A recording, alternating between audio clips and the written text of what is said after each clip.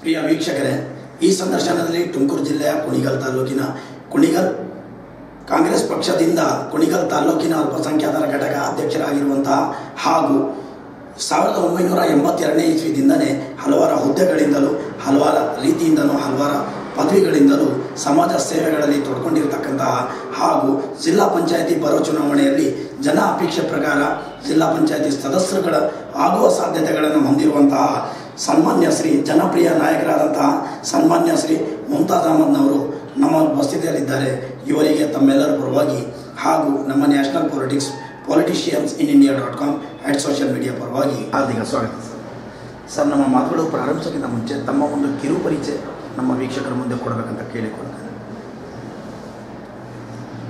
ಮಾನ್ಯ ವೀಕ್ಷಕರೇ ಹಾಗೂ ಸಮಸ್ತ ನಾಗರಿಕ ಬಂಧುಗಳೇ ಮತ್ತು ನನ್ನ ಆಶೀರ್ವಾದಿಕರಾದಂಥ ಸನ್ಮಾನ್ಯ ಅತೀಕ್ ಅಹಮದ್ ಸಾಹೇಬರು, ಜಿಲ್ಲಾ ಅಲ್ಪಸಂಖ್ಯಾತರ ಘಟಕ ತುಮಕೂರು ಹಾಗೂ ನಮ್ಮ ಕುಣಿಗಲ್ ಕ್ಷೇತ್ರದ ಜನಪ್ರಿಯ ಶಾಸಕರಾದಂಥ ಸನ್ಮಾನ್ಯ ಶ್ರೀ ಎಚ್ ಡಿ ರಂಗನಾಥ್ ಅವರೇ ಹಾಗೂ ನಮ್ಮ ಅಣ್ಣನ ಸಮಾನದ ಹಾಗೂ ತಂದೆ ಸಮಾನವಾದ ಸನ್ಮಾನ್ಯ ಶ್ರೀ ಡಿ ಕೆ ಸುರೇಶ್ ಸಂಸದರವರೇ ಹಾಗೂ ನನ್ನ ಕ್ಷೇತ್ರದ ಎಲ್ಲ ಆಶೀರ್ವಾದಿಕರೇ ಹಾಗೂ ಮತಬಂಧವರೇ ಹಾಗೂ ನನ್ನ ಹಿರಿಯ ನಾಗರಿಕ ಮುತ್ಸದಿ ಬಂಧುಗಳೇ, ಎಲ್ಲ ಆಶೀರ್ವಾದಿಕರಿಗೂ ನನ್ನ ನಮಸ್ಕಾರಗಳು.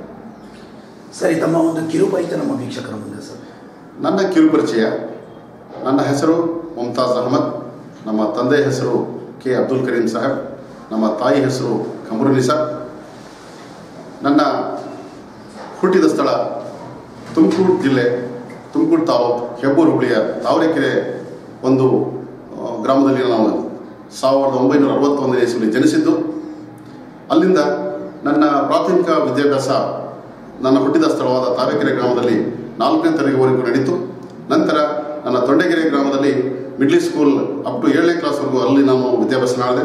ನಂತರ ಹೈಸ್ಕೂಲು ಹೊನ್ನಡಿಕೆ ಗ್ರಾಮದಲ್ಲಿರುವ ಸಿದ್ಧಾರ್ಥ ಹೈಸ್ಕೂಲಲ್ಲಿ ನಾನು ಹೈಸ್ಕೂಲ್ ವಿದ್ಯಾಭ್ಯಾಸ ಮಾಡಿದೆ. ನಂತರ ನನ್ನ ವಿದ್ಯಾಭ್ಯಾಸವನ್ನು ಹುಳಿಯಾರ್ನಲ್ಲಿರುವಂಥ ಕಾಲೇಜಿನಲ್ಲಿ ನಾನು ಪ್ರಿ ಯೂನಿವರ್ಸಿಟಿ ಕಾಲೇಜ್ ವಿದ್ಯಾಭ್ಯಾಸ ಮಾಡಿದೆ. ನಂತರ ತುಮಕೂರು ಜಿಲ್ಲೆಯ ಟಿಪ್ಟೂರಲ್ಲಿ ಕಲ್ಪತರು ಕಾಲೇಜಿನಲ್ಲಿ ನಾನು BA ಡಿಗ್ರಿಯನ್ನು ಪ್ರಾರಂಭಿಸಿ ನಂತರ ತುಮಕೂರಿನ ವಿದ್ಯಾಲಯ ಕಾಲೇಜಲ್ಲಿ ಲಾ ಗ್ರಾಜ್ಯುಯೇಟ್ ಆಗಿ 83ನೇ ಇಸ್ವಿಯಲ್ಲಿ ಕಟ್ಟಿ ನಾನು 87ನೇ ಇಸ್ವಿಯಲ್ಲಿ ಲಾಯರ್ ನಮ್ಮ ವಕೀಲ ವೃತ್ತಿಗೆ ಎನ್ರೋಲ್ಮೆಂಟ್ ಆಗಿ 87ನೇ ಇಸ್ವಿಯಲ್ಲಿ ಶುರು ಮಾಡಿದೆ. ಈ ಒಂದು ವೃತ್ತಿ ಪ್ರಾರಂಭವಾದ ನಂತರ ನನ್ನ ಜೀವನದಲ್ಲಿ ಹಲವಾರು ಸಂಘ ಸಂಸ್ಥೆಗಳಲ್ಲಿ ನಾನು ಅಧ್ಯಕ್ಷನಾಗಿ ಸದಸ್ಯನಾಗಿ ಚಟುವಟಿಕೆಯನ್ನು ಹಮ್ಮಿಕೊಳ್ತಾ ನಾನು ಸೇವೆಯನ್ನು ಪ್ರಾರಂಭಿಸಿದೆ. 1988ರಲ್ಲಿ ನಾನು ಇಂಡೋ ಸೋವಿಯತ್ ಕಲ್ಚರ್ ಸೊಸೈಟಿ ಎಂಬ ಸಂಘವನ್ನು ಪ್ರಾರಂಭಿಸಿ ಆ ಒಂದು ಇಂಡೋ ಸೋವಿಯತ್ ಕಲ್ಚರ್ ಸೊಸೈಟಿಯ ಉದ್ದೇಶ ಏನು ರಷ್ಯಾ ಮತ್ತು ಭಾರತದಲ್ಲಿ ಏನು ನಡುವೆ ಒಂದು ಒಪ್ಪಂದ ಇತ್ತು, ಅದರ ಅಂಗವಾಗಿ ನಮ್ಮ ತಾಲೂಕಿನವರಿಗೆ ಪರಿಚಯ ಮಾಡಿ 7 ದಿನದ ಒಂದು ಫಿಲಮ್ ಫೆಸ್ಟಿವಲ್ ಕೂಡ ನಾನು ಅದರಿಂದ ನಡೆಸ್ತಾ ಬಡ ಮಕ್ಕಳಿಗೆ ಬಟ್ಟೆ ಪುಸ್ತಕ ಉಚಿತವಾಗಿ ಕೊಡುವಂಥ ಒಂದು ಕಾರ್ಯಕ್ರಮ ಹಮ್ಮಿಕೊಂಡು ನನ್ನ ವೃತ್ತಿಯಲ್ಲಿ ಶುರು ಮಾಡಿದೆ. ಇದನ್ನು ಪರಿಗಣಿಸಿ ಜಿಲ್ಲಾ ಭಾರತ ವಿಜ್ಞಾನ ಸಮಿತಿ ಅಧ್ಯಕ್ಷರಾದ ಯತಿರಾಜ್ ಅವರು ನನ್ನನ್ನು ತಾಲೂಕು ಸಂಘದ ಅಧ್ಯಕ್ಷರನ್ನು ಮಾಡಿ ಭಾರತ ವಿಜ್ಞಾನ ಸಮಿತಿಯಿಂದ ಹಲವಾರು ವಿಜ್ಞಾನದ ಸಮಾರಂಭಗಳನ್ನು ವಿಜ್ಞಾನ ಪರಿಚಯವನ್ನು ಮಕ್ಕಳಿಗೆ ಒಂದು ರಿಸೋರ್ಸ್ ಪರ್ಸನ್ ಥರ ನಾನು ಹಳ್ಳಿಗೆ ಹೋಗಿ ನಾನು ಭಾರತ ವಿಜ್ಞಾನ ಬಗ್ಗೆ ಕಾರ್ಯಚಟುವಟಿಕೆಯನ್ನು ಪ್ರಾರಂಭಿಸಿದೆ. ಅದರ ಜೊತೆಯಲ್ಲಿ 92ರಲ್ಲಿ ಜಿಲ್ಲಾ ಸಾಕ್ಷರತೆ ಇತ್ತು. ಸನ್ಮಾನ್ಯ ಸತ್ಯಮೂರ್ತಿ DC ಅವರಿದ್ದರು. ಅವರ ಜೊತೆ ಜಿಲ್ಲಾ ಪೂರ್ತಿ ಪ್ರವಾಸ ಮಾಡಿ ನಾನು ಒಂದು ಏನು ಸಾಕ್ಷರತೆ ಬಗ್ಗೆ ಅರಿವನ್ನು ಮೂಡಿಸಲು ಹಳ್ಳಿಗೆ ಹೋಗಿ ಯಾಕೆ ವಿದ್ಯಾಭ್ಯಾಸ ಓದಬೇಕು, ಯಾಕೆ ಹೆಬ್ಬೆಟ್ಟನ್ನು ತೆಗೆದು ಹಾಕಬೇಕು ಅನ್ನೋ ಬಗ್ಗೆ ಎಲ್ಲರೂ ಕೂಡ ಅರಿವನ್ನು ಮೂಡಿಸೋಕ್ಕೆ ನಾನು ಸಾಕಷ್ಟು ಸಾಕ್ಷರತೆ ಬಗ್ಗೆ ಕಾರ್ಯಕ್ರಮ ಹಮ್ಮಿಕೊಳ್ಳಿಕ್ಕೆ ನಾನು ಚಟುವಟಿಕೆ ಮಾಡಿಸಿದ್ದೆ. ಹಳ್ಳಿ ಕಡೆ ಹೋಗಿ ಯಾರು ವಿದ್ಯಾಭ್ಯಾಸ ಮಾಡಿಲ್ಲ ಅವರಿಗೆ ವಿದ್ಯಾಭ್ಯಾಸ ಮಾಡಲಿಕ್ಕೆ ನಾವು ಪ್ರೋತ್ಸಾಹ ನೀಡಿದ್ದೇವೆ. ಅದ್ರ ಜೊತೆಗೆ ನಂತರ ನಾನು ಒಂದು ಕನ್ನಡ ಸಾಹಿತ್ಯ ಪರಿಷತ್ತಲ್ಲಿ ನಾನು ಅಜೀವ ಸದಸ್ಯನಾಗಿ ಮೆಂಬರ್ ಆಗಿ ಅಲ್ಲಿಂದ 87ರಿಂದಲೂ ಕೂಡ ಇಲ್ಲಿವರೆಗೂ ನಾನು ಸದಸ್ಯನಾಗಿ ಕೆಲಸ ಮಾಡ್ತಾ ಇದ್ದೇನೆ. ಕನ್ನಡ ಸಾಹಿತ್ಯ ಪರಿಷತ್ತಿಂದ ತಾಲೂಕಲ್ಲಿ ಕವಿ ಸಮ್ಮೇಳನ ಮಾಡಿದ್ದೇವೆ. ಮತ್ತು ಎಲ್ಲ ಒಂದು ಶಾಲೆಗಳಲ್ಲಿ ಪ್ರಬಂಧ ಸ್ಪರ್ಧೆ ಏರ್ಪಡಿಸಿದ್ದೇವೆ. ಮಕ್ಕಳಿಗೆ ಗೆದ್ದಂಥ ಮಕ್ಕಳಿಗೆ ಪ್ರೈಸನ್ನು ಕೊಟ್ಟಿದ್ದೇವೆ. ಅದೇ ರೀತಿ ತಾಲೂಕಿನಲ್ಲಿ ಒಂದು ಸೈಕಲ್ ರೇಸ್ ಮಕ್ಕಳಿಗೆ ಮಾಡಿಸಿದ್ದೇವೆ, ಆಟ ಚಟುವಟಿಕೆ ಮಾಡಿಸಿದ್ದೇವೆ. ಹಲವಾರು ಮಕ್ಕಳಿಗೆ ಪ್ರೋತ್ಸಾಹ ಕೊಡ್ತಾ ಬರ್ತಾ ಇರ್ಬೇಕಾದ್ರೆ ನನ್ನ ಆಕ್ಟಿವಿಟೀಸ್ ನೋಡಿ ನಮ್ಮ ಜಿಲ್ಲಾ ಗವರ್ನರ್ ಆದ ಎಚ್ ಕೆ ವಿ ರೆಡ್ಡಿ ಮಧುಗಿರಿಯವರು ರೋಟರಿ ಕುಣಿಗಲ್ ತಾಲೂಕು ಅದಕ್ಕೆ ನನಗೆ ಅಧ್ಯಕ್ಷರಾಗಿ ಮಾಡಿದರು. 2 ಬಾರಿ ನಾನು ಅಧ್ಯಕ್ಷರಾಗಿ ಆಗಿದ್ದೆ. ಆ ಒಂದು ರೋಟರಿ ಸಂಸ್ಥೆಯಿಂದ ನಾನು ತಾಲೂಕಿನಲ್ಲಿ ಹಲವಾರು ಕಡೆ ಉಚಿತ ಆರೋಗ್ಯ ತಪಾಸಣಾ ಶಿಬಿರ, ಕಣ್ಣಿನ ಉಚಿತ ಆರೋಗ್ಯ ತಪಾಸಣಾ ಶಸ್ತ್ರಚಿಕಿತ್ಸೆಯನ್ನು ಮಾಡಿಸಿದ್ದೇನೆ. ಸಾವಿರಾರು ಮಂದಿಗೆ ಕಣ್ಣಿನ ಆಪರೇಷನ್ ಮಾಡಿಸಿ ನಾನು ಉಚಿತ ಕನ್ನಡಕವನ್ನು ಕೊಡಿಸಿದ್ದೇನೆ.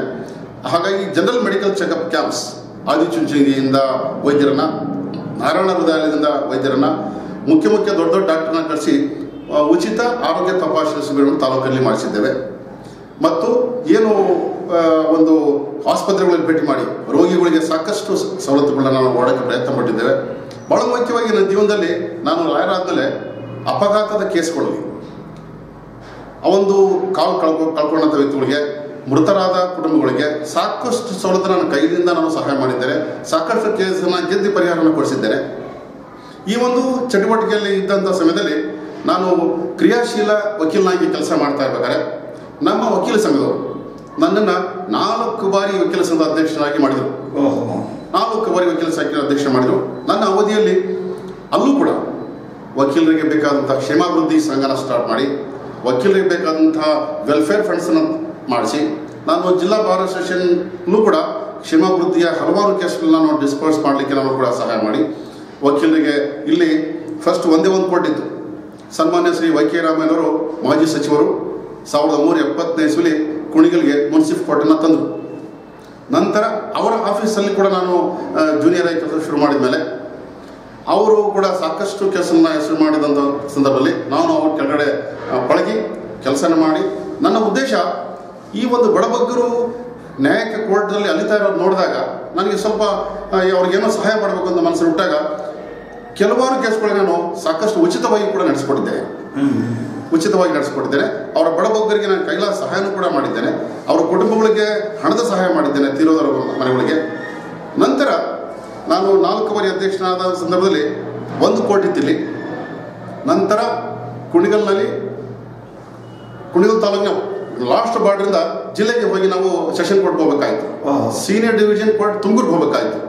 ನಂತರ 2001ನೇ ಇಸ್ವಿಲಿ ನಾನು ಅಧ್ಯಕ್ಷ ಆಗಿದ್ದಾಗ ಹಿರಿಯ ಶ್ರೇಣಿ ನ್ಯಾಯಾಲಯವನ್ನು ಸನ್ಮಾನ್ಯ ವೈ ಕೆ ರಾಮಯ್ಯನವರ ಮಾರ್ಗದರ್ಶನದಲ್ಲಿ ಹೈಕೋರ್ಟಿನ ಎಲ್ಲ ನ್ಯಾಯಾಧೀಶರ ಹತ್ರ ಹೋಗಿ ನಾವು ಕೇಳಿ ಚಿಂತಾಮಣಿಗೆ ಹೋಗಿದ್ದ ನನ್ನ ಕೋರ್ಟನ್ನು ಕುಣಿಗಲಿಗೆ ಸ್ಯಾಂಕ್ಷನ್ ಮಾಡಿಸ್ಬಂದು ಹಿರಿಯ ಶ್ರೇಣಿ ನ್ಯಾಯಾಲಯವರು. ಈಗ ನಾವು ತುಮಕೂರಿಗೆ ಹೋಗೋ ತಪ್ಪು, ಎಲ್ಲ ಅಪೀಲ್ ತುಮಕೂರಿಗೆ ಹೋಗಬೇಕಾಯ್ತು, ಇಲ್ಲೇ ಕುಣಿಗಲ್ ನಡೆಯೋ ಥರ ಆಯಿತು. ಅದ್ರ ಜೊತೆಗೆ ಮತ್ತೆ ನಾವೆಲ್ಲರ ವಕೀಲರ ಸಹಾಯದಿಂದ ನಾವೀಗ ಸೆಷನ್ ಕೋರ್ಟ್ ಕೂಡ ತರಲಿಕ್ಕೆ ಪ್ರಯತ್ನ ಮಾಡ್ತಾ ಇದ್ದೇವೆ. ನಮ್ಮ ವಕೀಲ ಮಿತ್ರರಲ್ಲಿ ನಾನು ಒಬ್ಬ ಒಡನಾಡಿಯಾಗಿ ವಕೀಲರ ಆಶೀರ್ವಾದದಿಂದ, ಎಲ್ಲ ಹಿರಿಯರ ಆಶೀರ್ವಾದದಿಂದ ನಾವು ಕ್ರಿಯಾಶೀಲ ವಕೀಲನಾಗಿ 87ನೇ ಇಸ್ವಿಯಿಂದ ಇಲ್ಲಿವರೆಗೂ ಕೂಡ ಮಾಡ್ತಾ ಬರ್ತಾ ಇದ್ದೀನಿ. ಇದ್ರ ಜೊತೆಗೆ ನನ್ನ ತಾಲೂಕಿನ ಜನ ಮತ್ತು ನನ್ನ ರಾಜಕೀಯ ಮುಖಂಡರು ನನಗೆ ರಾಜಕೀಯ ಕಡೆ ಹೇಳ್ಕೊಳ್ಳೋಕೆ ಪ್ರಯತ್ನ ಪಟ್ಟಾಗ ಮೊದಲದಾಗಿ ಸನ್ಮಾನ್ಯ ವೈ ಕೆ ರಾಮಯ್ಯನವರು ಜನತಾ ಪಕ್ಷದಲ್ಲಿದ್ದರು. 82ರಲ್ಲಿ ಅವರು ಜನತಾ ಪಾರ್ಟಿಯಿಂದ MLA ಕಂಟೆಸ್ಟ್ ಮಾಡಿದಾಗ ನಾನು ಕೂಡ ಅವ್ರ ಜೊತೆಯಲ್ಲಿ ತಾಲೂಕಿನ ಒಂದೇ ಕ್ಷೇತ್ರ ಇತ್ತವಾಗ ಹುಲಿಯೂರು ದುರ್ಗ ಒಂದು, ಕುಣಿಗಲ್ ಒಂದಿತ್ತು, ಈಗ 2 ಆಗಿದೆ. ಅವಾಗೂ ಕೂಡ ನಾನು 82ರಿಂದ ಕೂಡ ಜನತಾ ಪಾರ್ಟಿಲಿ ಹೋಗಿ ಅವ್ರ ಜೊತೆಯಲ್ಲಿ ನಾನು ಸಕ್ರಿಯ ಪಾತ್ರ ವಹಿಸಿ ನಮಗೆ ಅನಿಸ್ತಾ ಇದೆ ಅಲ್ಲಿಂದನೇ ತಮ್ಮ ರಾಜಕೀಯ ಶುರುವಾಗಿದೆ ಸರ್. ಖಂಡಿತ ಅದು ವೈ ಕೆ ರಾಮಯ್ಯನವರ ಆಶೀರ್ವಾದದಿಂದ ಅವರು ಜನತಾ ಪಾರ್ಟಿಲಿದ್ದರು. ನಂತರ ಮುಲಾಯಂ ಸಿಂಗ್ ಯಾದವ್ ಪಾರ್ಟಿಯ ಸಮಾಜವಾದಿ ಪಾರ್ಟಿಗೆ ಜಾಯ್ನ್ ಆದವರು. ದೇವೇಗೌಡ ಮಾಲಿ ವಿರುದ್ಧವಾಗಿ ಮತ್ತೆ ಈ ಕಡೆ ಸೇರ್ಕೊಂಡು ನನಗೆ ತಾಲೂಕು ಅಧ್ಯಕ್ಷ ಮಾಡಿರೋ ಅವಕಾಶ ಮಾಡಿಕೊಟ್ರು ವೈ ಕೆ ರಾಮಯ್ಯನವರು. ಖಂಡಿತ ಅವರ ಋಣ, ಅವರ ಆಶೀರ್ವಾದ ನನ್ನ ಮೇಲಿದೆ. ಅಲ್ಲಿಂದ ನಂತರ ಅವರು ಇವೆಲ್ಲ ರಾಜಕೀಯದಿಂದ ಬೇರೆ ಹೋಗಿ ಕಾಂಗ್ರೆಸ್ ಪಕ್ಷದ ತತ್ವ ಸಿದ್ಧಾಂತಕ್ಕೆ ಒಪ್ಪಿ ವೈ ಕೆ ರಾಮಯ್ಯನವರು ಕಾಂಗ್ರೆಸ್ಗೆ ಹೋದಾಗ ನಾವೆಲ್ಲರೂ ಕೂಡ ಅವ್ರ ಹಿಂದೆ ಹೊರಡೋದು. ತಾವು ಏನಾದರೂ ಅವರಿಗೆ ನೋಡ್ಕೊಂಡು ಫಾಲೋ ಮಾಡ್ತಾ ಹೋದ್ರ ಅಥವಾ ಈ ಸಿದ್ಧಾಂತಗಳನ್ನ ಏನಿದೆ ಅನ್ನೋದನ್ನ ಕಾಂಗ್ರೆಸ್ಸಿನ ತತ್ವ ಸಿದ್ಧಾಂತ ನಾವು ಹೇಳಕ್ ಹೊರಟಾಗ ಸನ್ಮಾನ್ಯ ನಾವು ಇಂದಿರಾ ಗಾಂಧಿಯಿಂದ ಹಿಡಿದು ರಾಜೀವ್ ಗಾಂಧಿಯಿಂದ ಹಿಡಿದು ಈ ಕಾಂಗ್ರೆಸ್ ಪಕ್ಷದ ನಮ್ಮ ಭಾರತ ದೇಶಕ್ಕೆ ಸ್ವತಂತ್ರ ಬೇಕಾದ್ರೆ ಕಾಂಗ್ರೆಸ್ ಪಕ್ಷದವರ ಹೋರಾಟ ಸಾಕಷ್ಟಿದೆ. ನೆಹರು ಇರ್ಬೋದು, ಸುಭಾಷ್ ಚಂದ್ರ ಬೋಸ್ ಇರ್ಬೋದು, ಅಲ್ಲಿಂದ ಕಾಂಗ್ರೆಸ್ ಪಕ್ಷದ ಹೋರಾಟ ಸಿದ್ಧಾಂತ ನೋಡಿ ನಾನು ಕಾಂಗ್ರೆಸ್ ಪಕ್ಷಕ್ಕೆ ಹೋದ್ಮೇಲೆ ನಂತರ ಅಲ್ಲಿಂದ ನನಗೆ ಸನ್ಮಾನ್ಯ ಶ್ರೀ SP ಮುದ್ದನಗೌಡರು ಈಗ ಹಾಲಿ ಸಂಸದರಿದ್ದಾರೆ ತುಮಕೂರು ಜಿಲ್ಲೆ, ಅವರು ನನಗೆ ತಾಲೂಕ್ ಪಂಚಾಯತಿ ಸೀಟನ್ನು ಹೊನಸ್ಕೆರೆ ಕ್ಷೇತ್ರದಿಂದ ಕೊಟ್ಟರು. ಅಲ್ಲಿ ಸುಮಾರು 16 ಓಟಿಂದ ನಾನು ಪರಾಭವಗೊಂಡೆ. ಅವಾಗ ಮುದ್ದಮ್ಮೇಗೌಡರು ಏನಾಗಿ ಮುದ್ದಮ್ಮೇಗೌಡರು MLA ಆಗಿದ್ರು, ಅವಾಗ ಶಾಸಕರಾಗಿದ್ದ ಕ್ಷೇತ್ರದ ಶಾಸಕರಾಗಿದ್ದವಾಗ ಅವರ ಆಶೀರ್ವಾದ ಪಡೆದೆ. ನಂತರ ಅವರ ಒಡನಾಡಿಯಾಗಿ ನಾನು ಇದ್ದಾಗ, ನಾನು ಸಕ್ರಿಯ ಕಾರ್ಯಕರ್ತನಾಗಿ ಕಾಂಗ್ರೆಸ್ನಲ್ಲಿ ಇದ್ದಾಗ ಪುನಃ ಅವರನ್ನು ಗುರುತಿಸಿ ಸನ್ಮಾನ್ GS ಬಸವರಾಜ್ ಅವರು MP ಇದ್ರು. ಅವಾಗ ಮುದ್ದಮ್ಮೇಗೌಡರು ಕಾಂಗ್ರೆಸ್ ಇದ್ರು ಅವರು, ಮತ್ತೆ ಮುದ್ದಮ್ಮೇಗೌಡರು MLA ಇದ್ರು, ಜಿಲ್ಲಾಧ್ಯಕ್ಷರು ಕೂಡ ಆಗಿದ್ರು. ಪುನಃ ನನಗೆ ಅಮೃತೂರು ಜಿಲ್ಲಾ ಪಂಚಾಯಿತಿ ನನಗೆ ಸೀಟನ್ನು ಕೊಟ್ಟರು. ಅಲ್ಲೂ ಕೂಡ ನಾನು ಹೋರಾಟ ಮಾಡಿ ಸುಮಾರು 22,000 ನಾನು ಓಟನ್ನು ಪಡ್ಕೊಂಡು 50,000 ಓಟಿಗೆ ನಾನು ಸ್ಪರ್ಧಿಸಿದ್ದೆ ಜಿಲ್ಲಾ ಪಂಚಾಯಿತಿ. 150 ಓಟಿನ ಅಲ್ಲೂ ಕೂಡ ನಾನು ಸೋಲಕ್ಕಾಗ್ತದೆ. ಹೀಗೆ ನನ್ನ ಸೋಲು ನಾನು ಯಾವತ್ತೂ ಎದೆಗೊಂಡಿಲ್ಲ. ಸೋಲು ಗೆಲುವಿನ ಮೆಟ್ಟಿಲು ಅಂತ ಸುಮಾರು ಜನ ಏನು ಹೇಳ್ತಿರೋ ಅದೇ ಒಂದು ಕಾರಣದಿಂದ ನಾನು ಸಕ್ರಿಯ ಕಾರ್ಯಕರ್ತನಾಗಿ ಕೆಲಸ ಮಾಡ್ಕೊಂಡು ಬರ್ತಾ ಇರ್ಬೇಕಾದ್ರೆ ಪುನಃ ನಮ್ಮ ಮಾಜಿ ಶಾಸಕರಾದಂಥ ರಾಮಸ್ವಾಮಿಗೌಡರು ಕೊತ್ಕೆರೆ ಕ್ಷೇತ್ರದಿಂದ ನಾನು ಜಿಲ್ಲಾ ಪಂಚಾಯತ್ ಸೀಟ್ ಕೊಟ್ಟರು. ಅಂದರೆ ನನ್ನ ಪ್ರಾಮಾಣಿಕತೆ, ನನ್ನ ಶ್ರದ್ಧೆ, ನನಗೆ ಕಾಂಗ್ರೆಸ್ ಪಕ್ಷದಲ್ಲಿ ನಂಬಿದಂತಹ ನಾಯಕರುಗಳು, ನಾನು ಅವ್ರಿಗೆ ಮೋಸ ಮಾಡಿಲ್ಲ. ಖಂಡಿತ ಪಕ್ಷದ ಬಗ್ಗೆ ನಾನು ದುಡಿತಾ ಬರ್ತಾ ಇದ್ದೀನಿ. ಅದನ್ನು ಗುರುತಿಸಿ ನಂತರ ಈಗಿನ ಹಾಲಿ ನಮ್ಮ ಅಣ್ಣನ ಥರ ನಮ್ಮ ತಂದೆ ಸಮಾನರಾದಂತಹ ಸನ್ಮಾನ್ಯ DK ಸುರೇಶ್ ಅವರು ಸಂಸದರು ಪುನಃ ಹೋದ ಜಿಲ್ಲಾ ಪಂಚಾಯತಿಯಲ್ಲಿ ತಾವು ಯಡೂರು ಕ್ಷೇತ್ರಕ್ಕೆ ಸ್ಪರ್ಧಿಸಿ ಅಂತ ಹೇಳಿದಾಗ ನನ್ನ ಏನೋ ಒಂದು ಕಾರಣಾಂತರದಿಂದ ನಮ್ಮ ಮಗನ ಮದುವೆ ಇದ್ದ ಕಾರಣ ನಾನು ಸ್ಪರ್ಧಿಸೋಕ್ಕಾಗಲಿಲ್ಲ. ನನ್ನ ಮೇಲೆ ಸಂಸದರ ಆಶೀರ್ವಾದ ಇದ್ದೇ ಇದೆ. ಅವರ ಆಶೀರ್ವಾದ ಇರೋರು ಖಂಡಿತ ನನಗೆ ರಾಜ್ಯದಲ್ಲಿ ಭವಿಷ್ಯ ಇದೆ ಅಂದ್ಕೊಂಡಿದ್ದೀನಿ. ಆದರೂ ಜನ ನಾವು ಸರ್ವೆ ಮಾಡಿರೋ ಪ್ರಕಾರ ಇವತ್ತು ಭಾಳ ಜನ ಅಪೇಕ್ಷೆ ನೀಡಿದ್ದಾರೆ. 2 ಬಾರಿ ಒಂದ್ಸಲಿ ಸೋತಿದ್ದಾರೆ ಬೇರೆ ಕ್ಷೇತ್ರದಲ್ಲಿ, ನಮ್ಮ ಕ್ಷೇತ್ರದಲ್ಲಿ ಹೋದ್ಸಲಿ ಮಾತ್ರ ನಿಂತಿದ್ರು. ಈ ಬಾರಿ ಏನಾದರೂ ಅವ್ರು ನಿಂತಿದ್ದಿದ್ರೆ ನಾವೇ ಗೆಲ್ಲಿಸ್ಬಿಡ್ತಿದ್ವಿ. ನಿಲ್ಲೇ ಇಲ್ಲ 2015ರಲ್ಲಿ. ಈಗ ಬರ್ತಾ ಇರೋದಂಥ 2019-20 ಕೂಡ ತಾವೇ ಒಂದು ಸದಸ್ಯರು ಅನ್ನೋದನ್ನು ಜನ ಅಪೇಕ್ಷೆ ನೀಡಿದ್ದಾರೆ. ಇದರ ಬಗ್ಗೆ ತಾವು ಏನು ಹೇಳ್ತೀರಾ? ಸರ್, ಖಂಡಿತ ನಾನು ಕುಣಿಗಲ್ ತಾಲೂಕಲ್ಲಿ ಯಾವುದೇ ಒಂದು ZP ಕ್ಷೇತ್ರಕ್ಕೆ ಹೋದರೂ ಕೂಡ ಮುಮ್ತಾಜ್ ಅಹಮದ್ ಗೆಲ್ಲಬೇಕಾಯಿತು ಅನ್ನೋ ಒಂದು ಭಾವನೆ ಉಳಿಸ್ಕೊಂಡಿದೆ ಹೊರತು ಪ್ರತಿಯೊಂದು ಅವ್ರ ಕಷ್ಟ ಸುಖಗಳಿಗೆ, ಒಂದು ವೃದ್ಧಾಪ್ಯ ವೇತನ ಇರ್ಬೋದು, ಸ್ಕಾಲರ್ಶಿಪ್ ಮಕ್ಕಳಿಗೆ ಇರ್ಬೋದು, ಬೇರೆ ವಿಚಾರ ಇರ್ಬೋದು, ಸೈಟ್ಸ್ ಕೊಡಿಸೋ ವಿಚಾರ ಇರ್ಬೋದು, ಅಥವಾ ಒಂದು ಚಳವಳಿ ಇರ್ಬೋದು, ಪ್ರತಿಯೊಂದು ವಿಚಾರದಲ್ಲೂ ನಮ್ಮ ರೈತರ ಜೊತೆಲಿ ಹೋರಾಟ ಮಾಡಿಕೊಂಡು ಭಾಳ ಮುಖ್ಯವಾಗಿ ನಾನು ವೈಕ್ಯರಾಮ ಜೊತೆಲಿದ್ದಾಗ ಹೇಮಾವತಿ ನೀರು ತುಮಕೂರು ಜಿಲ್ಲೆಗೆ ತರಲೇಬೇಕು, ಕುಣಿಗಲ್ ತಾಲೂಕಿಗೆ ದೊಡ್ಡಕೆರೆ ಮತ್ತು ಮಾರ್ಕೊಂಡು ನೀರು ತರಲೇಬೇಕು ಅಂತ ಹೋರಾಟ ಮಾಡಿದಾಗ ನಾವೆಲ್ಲ ಅರೆಸ್ಟ್ ಆಗಿದ್ದೆವು.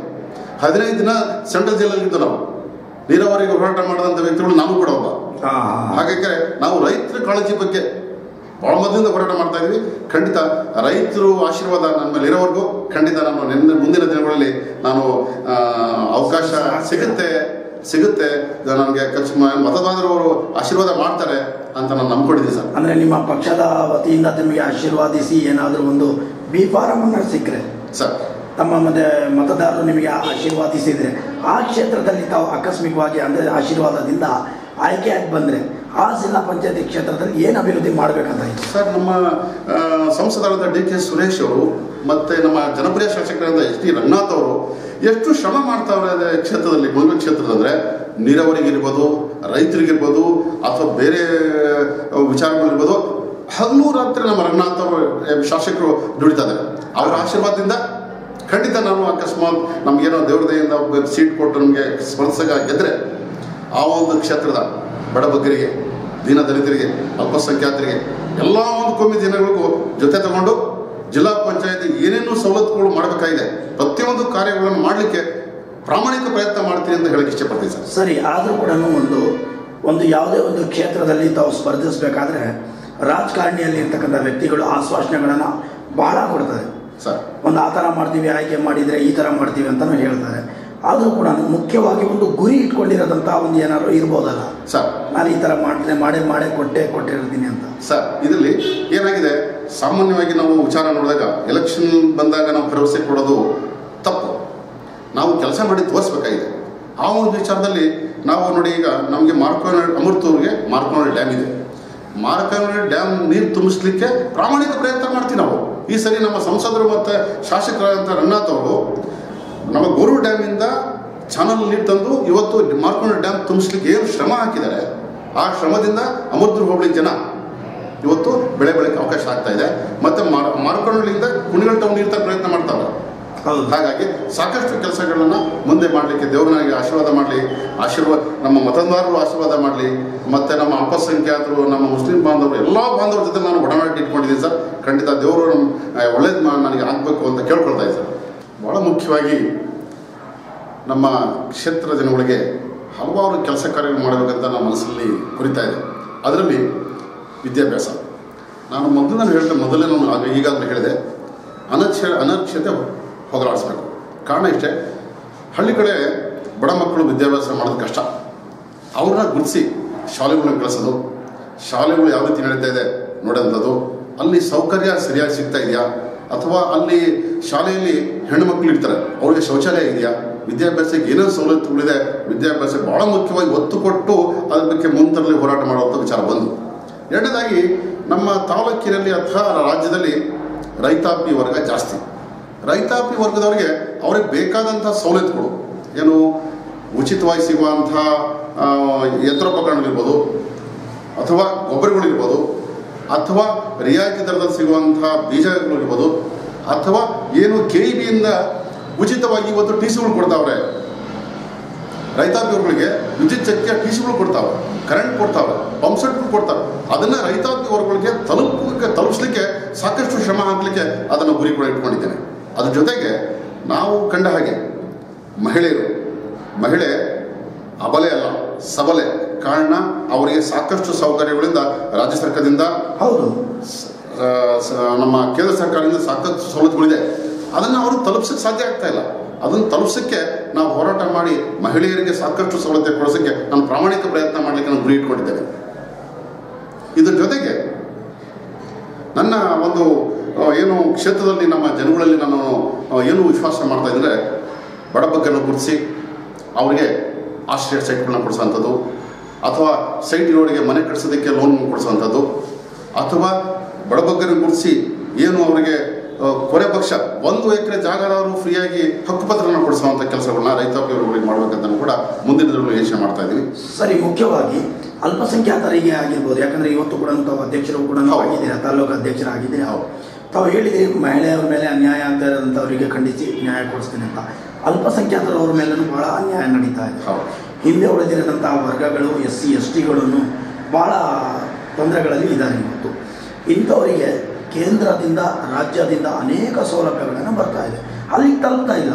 ಇದ್ರ ವಿಚಾರವಾಗಿ ತಾವು ಏನು ಹೇಳ್ತೀರಿ ಸರ್? ಇದರಲ್ಲಿ ಅಲ್ಪಸಂಖ್ಯಾತರ ಬಗ್ಗೆ ನಾನು ವಿಚಾರ ಹೇಳಕ್ಕೆ ಇಷ್ಟಪಡ್ತೇನೆ. ನೋಡಿ, ರಾಜ್ಯದಲ್ಲಿ ನಮ್ಮ ಜಿಲ್ಲಾ ವಕ್ಫ್ ಕಮಿಟಿ ಇದೆ.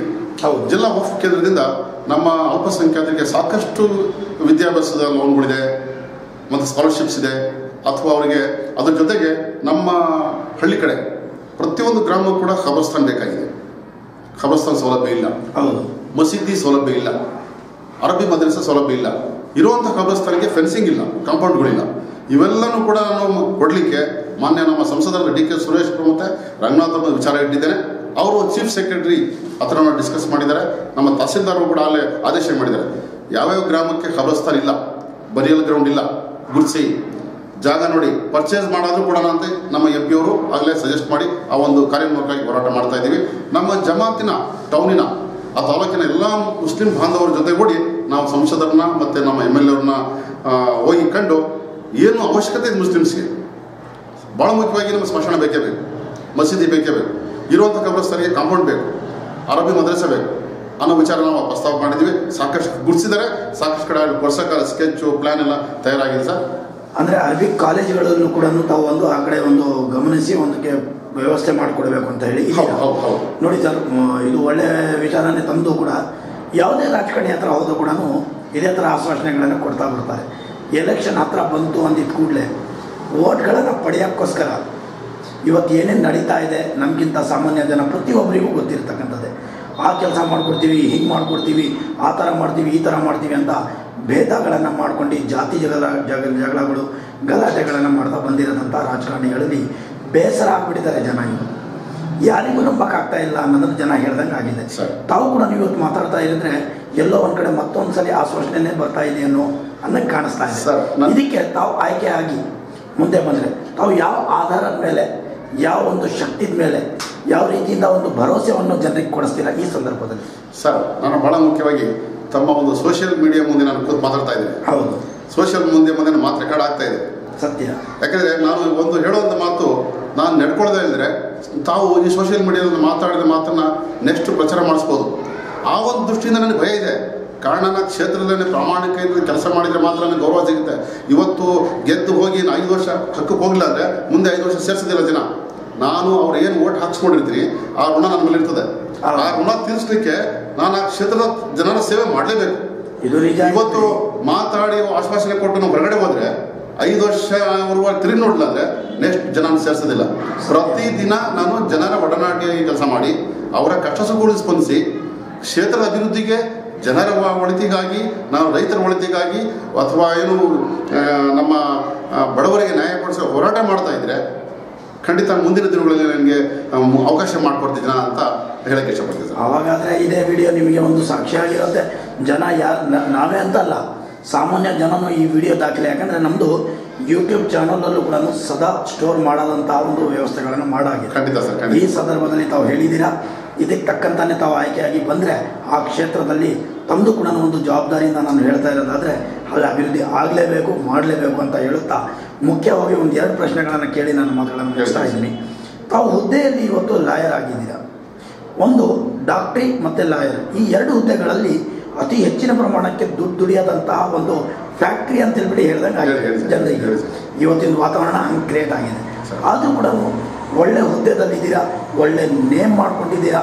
ಜನ ನೋಡಿದರೆ ಬೆಳಗಿನ ಸಂಜೆವರೆಗೆ ತಮಗೆ ಮಾತಾಡಬೇಕಾದ್ರೇ ನಾವು ಒಂದು 2-3 ಗಂಟೆ ಕಾದಿದ್ದೀವಿ. ಅಷ್ಟು ಜನ ನಿಮ್ಮ ಆಫೀಸಲ್ಲಿ ನಿಂತ್ಕೊಂಡಿದ್ರು. ಅಷ್ಟೆಲ್ಲ ಇದ್ರೂ ಕೂಡ ತಾವು ಸಮಾಜ ಸೇವೆ ಮಾಡಬೇಕಂತ ತಮ್ಮ ಮನಸ್ಸೊಳಗೆ ಹೆಂಗೆ ಬಂತು? ಯಾಕೆ ತಾವು ರಾಜಕೀಯದಲ್ಲಿ ಬಂದ್ರಿ? ಏನಿದೆ ವಿಶೇಷತೆ ರಾಜಕೀಯದಲ್ಲಿ ಅಂತ ನಮ್ಮ ವೀಕ್ಷಕರು ಸರ್, ನನ್ನ ಗುರಿ ಏನಿದೆ ಸೇವೆ. ಒಂದು, ನಾನು ಲಾಯರ್ ಆದಮೇಲೂ ಕೂಡ ಬಡಬಗ್ಗರಿಗೆ ನ್ಯಾಯ ಒದಗಿಸ್ಲಿಕ್ಕೆ ಹೋರಾಟ ಮಾಡ್ತಾ ಇದ್ದೀನಿ. ನ್ಯಾಯಾಲಯಗಳಲ್ಲಿ ಏನು ಗೆದ್ದೋನ್ ಸೋತನ್ ಗೆದ್ದ ಹೀಗೆ ಏನು ಒಂದು ನಾನುಡಿ ಇದೆ ಕೋರ್ಟಲ್ಲಿ, ಅದರ ವಿರುದ್ಧವಾಗಿ ನಾನು ಹೇಳುತ್ತೆ ಬಡಬಗ್ಗರಿಗೆ ನ್ಯಾಯ ಕೊಡಿಸ್ಲಿಕ್ಕೆ ಸಾಕಷ್ಟು ಪ್ರಯತ್ನ ಮಾಡ್ತಾ ಇದ್ವಿ. ಯಾರು ಹಣ ಇಲ್ಲದಲ್ಲೇ ಬರ್ತಾರೆ. ನಾನು ಕೆಲವು ಹೆಣ್ಮಕ್ಳು ಬಂದಾಗ, ಸರ್ ನನಗೆ ಇವತ್ತು ಫೀಸ್ ಕೊಡೋ ಶಕ್ತಿ ಇಲ್ಲ, ಬಸ್ ಚಾರ್ಜ್ ಇಲ್ಲ ಸರ್, ತೊಗೊಂಡು ನಮ್ಮ 100 ರೂಪಾಯಿ ತಗೊಂಡು ಬಸ್ ಚಾರ್ಜ್ ತಗೊಳ್ಳೋದು ನಾನು ಕೊಡೋವಂಥ ಪ್ರವೃತ್ತಿ ಬೆಳೆಸ್ಕೊಂಡಿದ್ದೀನಿ. ಈ ವಿಚಾರ ನಮಗೂ ಬಂದಿದೆ ಬಿಡಿ. ಯಾಕಂದರೆ ತಮ್ಮ ಕ್ಷೇತ್ರ ಅಂತಲೇ ಅಲ್ಲ, ಇಡೀ ತಾಲೂಕಲ್ಲಿ ನಾವು ಒಂದು 15-20 ದಿವಸದಿಂದ ಸರ್ವೆ ಮಾಡ್ತಾನೇ ಇದ್ದೀವಿ. ತಮ್ಮ ಹೆಸರು ಎಲ್ಲಿ ಬಂದರೂ ಕೂಡ ಒಂದು ಕಣ್ಣಲ್ಲಿ ನೀರು ಹಾಕಿ ಜನ ಒಂಥರ ಸಂತೋಷ ವ್ಯಕ್ತಪಡಿಸಿರೋದಂಥ ವಿಚಾರ ನಮ್ಮ ಹತ್ರ ದಾಖಲೆಗಳನ್ನು ವಿಡಿಯೋ ಮುಖಾಂತರ ರೆಕಾರ್ಡೇಬಲ್ ಇದೆ. ಏನಿದೆ ಅಂದರೆ, ಯಾರೇ ಒಂದು ಲಾಯರ್ ಸಾಹೇಬ್ರ ಹತ್ರ ಹೋದರೆ, ಮುಮ್ತಾಜ್ ಸರ್ ಹತ್ರ ಹೋದರೆ, ಕೆಲವರು ಒಂದೊಂಥರ ಮುಮ್ತಾಜ್ ಅಣ್ಣ ಹತ್ರ ಹೋದರೆ ನಾವು ಯಾವತ್ತೂ ಖಾಲಿ ಕೈ ಬಂದಿಲ್ಲ. ಅವ್ರು ಏನು ಬೇಡಿಕೆಯನ್ನು ತೊಗೊಂಡು ಹೋದರೂ ಕೂಡ ನಮಗೆ ಪುರಾಯಿಸಿ ಕಳಿಸಿದ್ದಾರೆ ಅನ್ನೋದನ್ನು ಮಾತುಗಳನ್ನು ನಮ್ಮ ಮುಂದೆ ಹೇಳಿದ್ದಾರೆ. ಆದರೂ ನಿಮಗೆ ಹೆಂಗೆ ಅನ್ನಿಸ್ತಾ ಇದೆ ಈ ವಿಚಾರಗಳನ್ನು? ಅಂದರೆ ಈ ಥರ ಜನ ಮನಸ್ಸೊಳಗೆ ಹಿಂಗೆ ತುಂಬಿಕೊಂಡಿರೋದು ಇದು ಸತ್ಯನ? ತಾವು ಯಾರೇ ಬಂದರೂ ಕೂಡ ಖಾಲಿ ಕೈ ಕಳಿಸ್ಲಿಲ್ಲ ಅನ್ನೋದನ್ನ ಒಂದು ವಿಚಾರ ಬಂದಿದೆಯಲ್ಲ, ಇದು ಎಲ್ಲಿವರೆಗೆ ಸತ್ಯ ಇದೆ ಅಂತ ತಮ್ಮ ಬಾಯಿಂದಲೇ ಈ ಒಂದು ವಿಚಾರದ ಬಗ್ಗೆ ಹೇಳಕ್ಕೆ ಇಷ್ಟಪಡ್ತೀನಿ. ಆ ಒಂದು ರೈತಾಪಿ ಜನ ಏನೋ ಆಕಸ್ಮಿಕವಾಗಿ ಒಂದೇನೋ ಮನೆ ಹತ್ರ ಒಂದು ಸಣ್ಣ ಪುಟ್ಟ ಗಲಾಟೆ ಆಗಿ ಒಂದು ಕೇಸಿಗೆ ಕೋರ್ಟಿಗೆ ಬರ್ತಾರೆ.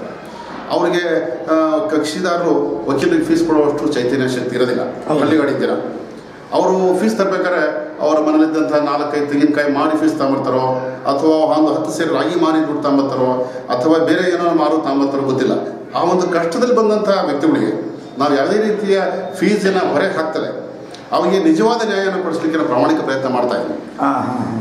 ಅದೇ ರೀತಿ ಈ ಒಂದು ಸೇವೆ ನನ್ನ ರಾಜಕೀಯದಲ್ಲಿ ನಾನು ಯಾಕೆ ಎಂಟ್ರಿ ಆಗಿದೆ ಅಂದರೆ, ನನ್ನ ಕೈಲಾದ ಸೇವೆ ಹಳ್ಳಿಗಡೆ ರೈತಾಪಿಗಳಿಗೆ ಸಿಗ್ತದೇನೋ, ಅನ್ಯಾಯ ಆಗ್ತವ್ರಿಗೆ ಹೋರಾಟ ಮಾಡೋಕ್ಕೆ ನನ್ನ ಕಡೆಯಿಂದ ಸಹಾಯ ಆಗ್ತದೇನೋ. ನಾನು ರೋಡ್ಗಿಳಿದ್ರೂ ಚಿಂತೆ ಇಲ್ಲ, ಚಳವಳಿ ಆದರೂ ಚಿಂತೆ ಇಲ್ಲ, ಜೈಲಿಗೆ ಹೋದ್ರೂ ಚಿಂತೆ ಇಲ್ಲ. ಸಾಮಾನ್ಯ ಕಕ್ಷಿದಾರರಿಗೆ, ರೈತರಿಗೆ, ರೈತಾಪಿ ಹೋದರೆ ನ್ಯಾಯ ಸಿಗಬೇಕು ಅನ್ನೋ ಉದ್ದೇಶ ಇದೆ ಸರ್. ತುಂಬ ಸಂತೋಷ. ದೊಡ್ಡ ಮಾತುಗಳನ್ನು ತಾವು ಆಡಿದಿರಿ. ಸಮಯ ಭಾಳ ಕಡಿಮೆ ಇದೆ, ಸುಮಾರು ವಿವರಗಳನ್ನು ಕೇಳೋಣ ಅನ್ನಿಸ್ತಾ ಇತ್ತು. ಮುಖ್ಯವಾಗಿ 1-2 ವಿಚಾರಗಳನ್ನು ಬಂದಾಗ ನಾನು ನಿಮ್ಮ ಹತ್ರ ಕೇಳಲೇಬೇಕಾಗಿರುತ್ತೆ. ತಾವು ಇವತ್ತು ಅಲ್ಪಸಂಖ್ಯಾತರ ಘಟಕ ಅಧ್ಯಕ್ಷರು ಕೂಡ ತಾಲೂಕು ಅಧ್ಯಕ್ಷರಾಗಿದ್ದೀರಿ. ತಮ್ಮದು ಜವಾಬ್ದಾರಿ ಭಾಳ ದೊಡ್ಡದಾಗಿರುತ್ತೆ. ಒಂದು ಹಳ್ಳಿ ವಾತಾವರಣದಿಂದ ಹಿಡಿದು ಇಡೀ ಸಿಟಿಗೂ ಕೂಡ ಅಲ್ಪಸಂಖ್ಯಾತರಿಗೆ ಸರ್ಕಾರದಿಂದ ಬಂದಿರತಕ್ಕಂಥ ಸೌಲಭ್ಯಗಳನ್ನು ತಲುಪಿಸೋ ಜವಾಬ್ದಾರಿ ತಮಗೂ ಇರುತ್ತೆ. ಒಂದು ಕಾಂಗ್ರೆಸ್ ಪಕ್ಷದಲ್ಲಿ ತಾವು ಅಲ್ಪಸಂಖ್ಯಾತರ ಘಟಕ ಅಧ್ಯಕ್ಷರಿಗೆ, ರಾಜ್ಯದಲ್ಲಿ ಸಮ್ಮಿಶ್ರ ಸರ್ಕಾರ ನಡೀತಾ ಇದೆ ಅಂದರೆ ನಿಮ್ಮದು ಕೂಡ ಒಂದು ಭಾಗ ಇದೆ ಕಾಂಗ್ರೆಸ್.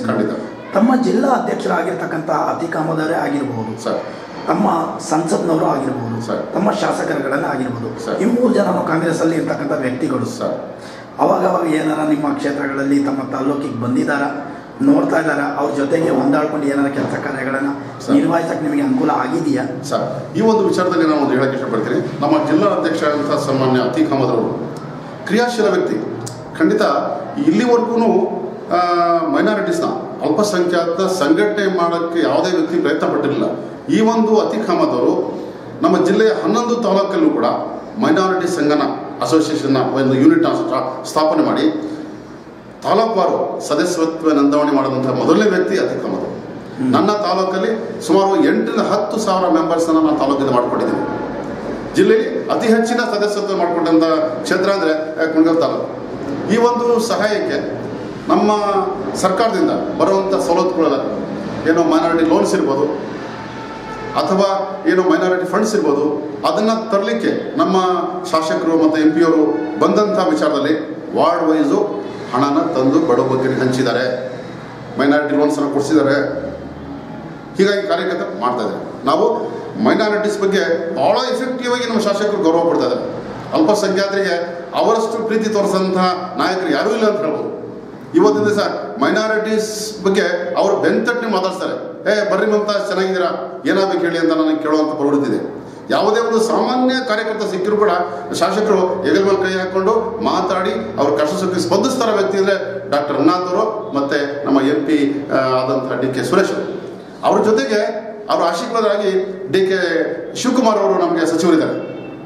ಮೊನ್ನೆ ತಾನೇ ಮಾರ್ಕಂಡಳ್ಳಿ ಡ್ಯಾಮಿಗೆ ಬಂದು ಸುಮಾರು 475 ಕೋಟಿ ಹಣವನ್ನು ಬಿಡುಗಡೆ ಮಾಡಿ ಹೋಗಿದ್ದಾರೆ DK ಸುರೇಶ್ ಅವರು, ಶಿವಕುಮಾರ್ ಅವರು.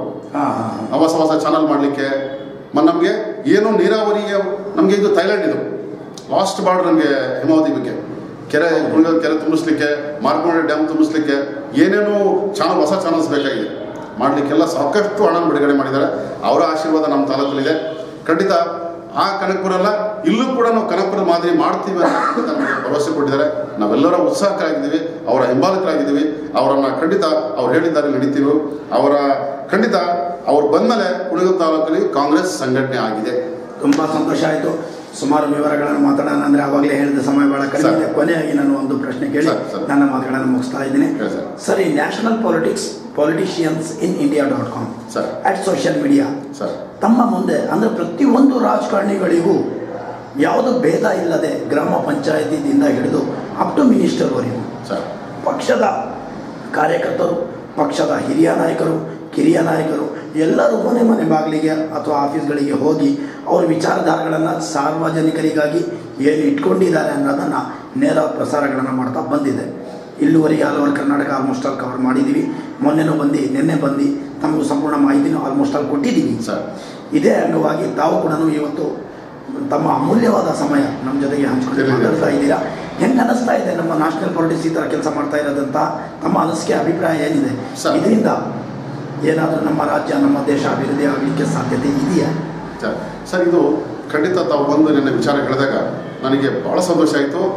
ತಾವು ಈ ಒಂದು ವಿಚಾರನ ಮೂಲೆಗೆ ಹೋಗಿ ಗ್ರಾಮ ಪಂಚಾಯಿತಿ ಗ್ರಾಸ್ ಲೆವೆಲ್ನ ಹಿಡಿದು ಟಾಪ್ ಲೆವೆಲ್ ಮಿನಿಸ್ಟರ್ಗೂ ಹೋಗಿ ನೀವು ಚರ್ಚೆ ಮಾಡಿ, ಇಂಟರ್ವ್ಯೂ ಮಾಡಿ ವಿಚಾರಗಳನ್ನ ಅವರವರ ಮಾಡಿದಂಥ ಆಕ್ಟಿವಿಟೀಸ್ನ ನೀವು ಪಬ್ಲಿಕ್ಸ್ಗೆ ಪ್ರಚಾರ ಮಾಡ್ತಾ ಇದ್ದಿಲ್ಲ.